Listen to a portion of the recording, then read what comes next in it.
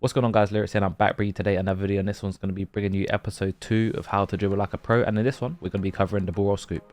I want to thank you guys for all the love and support that you've shown on episode 1. I definitely appreciate it. One thing I do want to say though is any feedback that you do give, please just be respectful.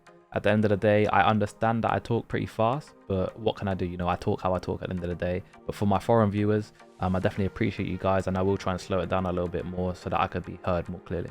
Without further ado, episode 2, ball roll scoop, let's get into this. So in order to perform a ball roll scoop, all you need to do is combine two of the most simple skill moves, the ball roll and the scoop turn. So to perform a ball roll, all you need to do is point your right stick directly up or down of the direction that you're facing. So for the arena example, that would be 12 or 6 o'clock. Then to do a scoop turn, all you need to do is do a fake shot with a 5-star skiller. So that's rather with square and X or circle and X. While performing the fake shot, you want to point your left stick diagonally in the direction you want to go. So for the arena example, if I wanted to go to the left, I'll put my left stick between 1 and 2 o'clock. And if I wanted to go right, I'll put my left stick between 4 and 5 o'clock. Now in order to do a ball roll scoop, all you need to do is do a ball roll quickly followed by a scoop turn. And I do emphasize the word quickly. If you wait too long to do the scoop turn after you do the ball roll, it won't come out and you'll just get a ball roll and a fake shot. Now the cool thing about the ball roll scoop is you can end the scoop turn in whichever direction you want by just pointing your left stick in that direction. So if I wanted to face directly behind me, I would do a normal ball roll scoop and end my left stick at 9 o'clock. I'm not going to go through every direction, but you get the point. Ball roll, scoop, and whichever direction you point your left stick, that's the direction that you're going to end up facing.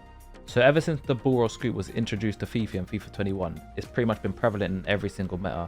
So we're going to have a look at what makes this skill move so effective and why all the pros are using it. So before the ball roll scoop got introduced in FIFA 21, the main way of cutting inside the defender was either for a Berber spin or McGeady spin. Now the issue with these skill moves is, for one, they're pretty slow, allowing the defender to recover if he reacts quick enough. Number 2, there was no real disguise to this skill move. It was either you're going to do it or you're not going to do it.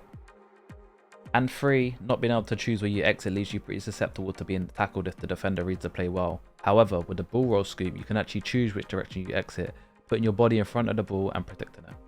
And I guess expanding on that a little bit, the only real way the defender can dispossess you when doing this skill move is to overcommit. And if you notice that you're playing against a particularly aggressive defender, you can use his over-aggression against him by hitting him with a series of counter moves, be it running straight or using the ball roll reverse step over or ball roll into, you know, an LB sprint boost, something like that, in order to get away from your defender. Then lastly, being able to control which way you exit can really open up passing or shooting lanes. This is mainly most effective on the wings or in the box. The best and most effective way of using the ball roll scoop will be in a scenario where you've managed to get goal side of your defender and he's sprinting hard to get back at you. This can be in a scenario where you've managed to through ball your attacker in behind the defensive line like this, or in a position where you've managed to skill up your defender and he's scrambling to get back into position like this. And of course, alternatively, if he was to not sprint and he was to slow down and jockey, we can also use this against him and continue on our path to the goal. It really is a damned if you do, damned if you don't scenario for the defender, and the only way that he can get let off the hook is if the attacking player makes the wrong decision. Another way I like to use the ball roll scoop is in a scenario when I know that my attacker isn't quite got the pace to get away from his defender, normally on the wing. And instead of allowing the defender to get into a position where he can either shoulder barge me off the ball or make a tackle, I'm just going to take the ball back towards my own goal, put my body in front of it and just secure the possession. This is super useful when playing against better players, and losing the ball is a lot more punishing.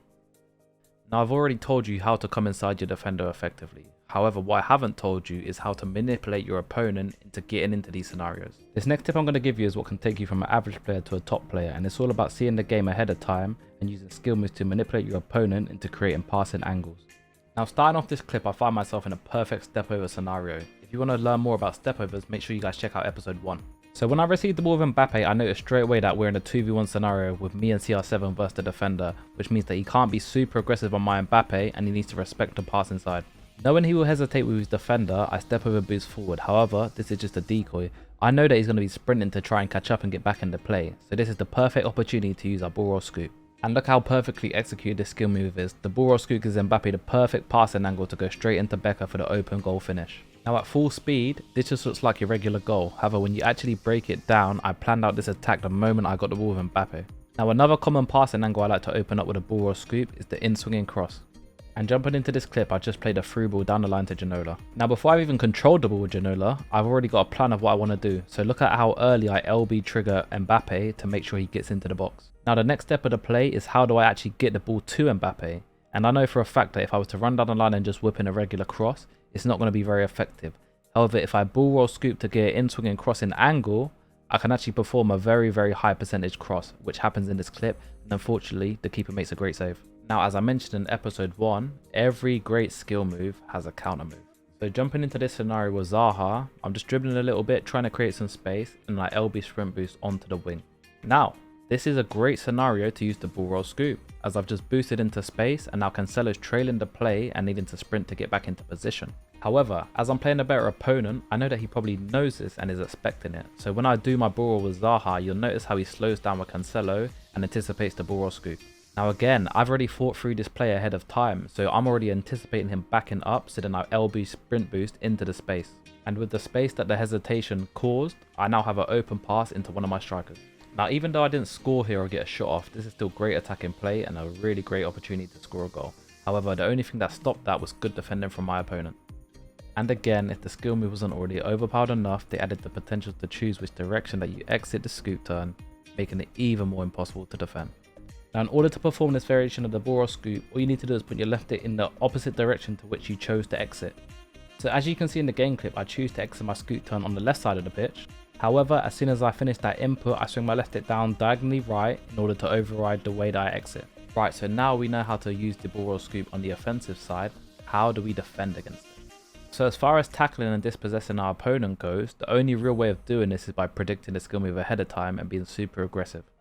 Now, as I mentioned earlier, this is a risky way of defending it and it can leave you susceptible to the counter moves. However, there is a way of reducing its effectiveness after the skill move has already been performed. And to do this, as soon as you've seen the animation trigger, more specifically on the wing, you're going to switch inside to your centre back and cover the passing lanes. Now, just because you've done this, it doesn't mean you're off the hook. More than likely, you're going to find yourself in a 2v1 scenario as your fullback's going to be out of the play. So first things first, if it's on your opponent's strong foot, you want to watch out for the Trivela by moving your goalkeeper. Second, you're going to want to shadow your opponent's most dangerous passing lanes, be it to the striker or the edge of the box. Now for the third phase, this is all pretty much dependent on whether your fullback got back into position or not. Now if he's not and the guy in the ball's in a dangerous position, you're going to have to try and press him through the lane and make a tackle. But if your fullback has managed to recover, you can maybe make a play switch to him and make a play on the ball, or you can continue shadowing and second man press. And there we have it, that is episode 2. I hope you guys enjoyed the video as always. Like, comment, subscribe. Let me know in the comments below what skill moves you want to see next, and I'll catch you guys in the next one.